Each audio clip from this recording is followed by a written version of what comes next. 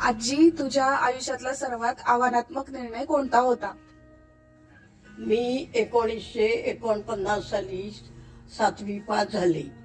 त्यानंतर 1955 साली माझे लग्न झाले. लग्नानंतर मी सासरी गेले, परंतु काही कारणास्तव मला तेथून परत यावे लागले. त्यानंतर नोकरी करणे हा माझा आव्हानात्मक निर्णय होता. 1960 साली ग्रामसेविका म्हणून सर्व्हिसला लागले. सर्व्हिस करताना मला गावोगावी फिरावे लागत असल्यामुळे गावोगावी खूप लोकांचा अनुभव आला. परिस्थिती पाहता आली. मला कधीही वाईट अनुभव आलेला नाही. सर्वांशी प्रेमाने आणि आपलेपणाने वागल्यामुळे माझी सर्व्हिस मला फार चांगल्या रीतीने करता आली.